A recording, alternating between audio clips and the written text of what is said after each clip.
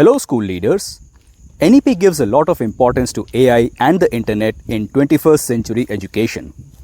But we at iMature believe that AI and internet are not just important, they are God-level forces which will dictate the very survival of your school. You cannot lead a school successfully without thoroughly understanding the combined effect of NEP plus AI plus internet. The 20 questions of this toughest exam for Indian schools will test your clarity and prepare you to lead the inevitable transformation of your school. Let's try to answer question number 12.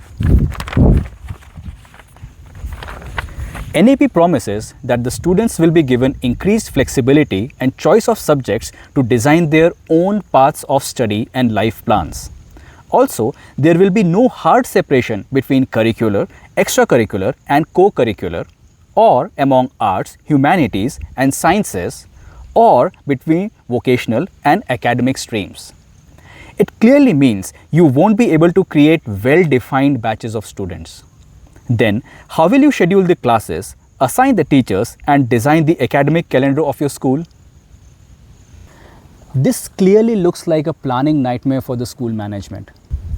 Timetable and lesson planning are so deeply embedded into the lives of school leaders that any activity which seems difficult to fit nicely into their calendars gets thrown out of the window. But now NEP says holistic development and a wide choice of subjects and courses year to year will be the new distinguishing feature of secondary school education. That means asking each student from grades 9 to 12, what would you like to learn this year? And then he or she would respond like, I would like to have geometry and history for curricular subjects. Then for the vocational skills, I want to learn robotics, IoT and computer science. Then for my co-curricular activities, football with a dash of yoga would be great.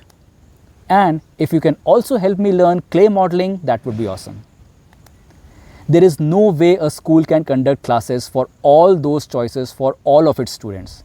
Therefore, the solution does not lie in the classroom teaching, it lies in self-learning.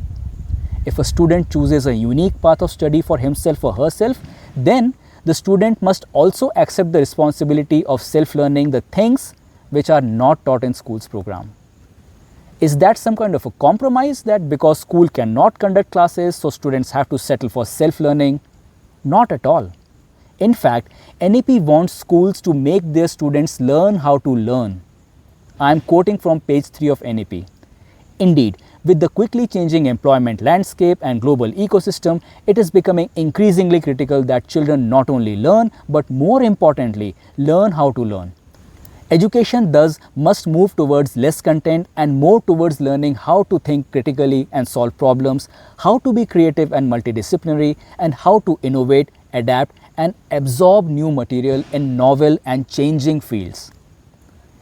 NEP again says on page number 12 under the section Holistic Development of Learners, the key overall thrust of curriculum and pedagogy reform across all stages will be to move the education system towards real understanding and towards learning how to learn, and away from the culture of rote learning as is largely present today. So, self-learning is not a compromise, it's a major objective of education as per NEP. To achieve this objective, the minimum a school needs to do is nothing. Yes, do nothing. And no, Cadbury's 5-star is not sponsoring this video. We discussed in question number 7 that NEP has promised to reduce the curriculum to create space for inquiry-based, discovery-based, discussion-based and analysis-based learning. Just allow your students to make use of this free space for self-learning, which includes project-based learning. But if you really want to do something, please watch the video for question number 9 once again. There, we have discussed in detail how DCIM skills are critical for your students to become experts in self-learning online. With those skills, your students can manage their education in any kind of pandemic-like situation or even when Elon Musk takes them to Mars.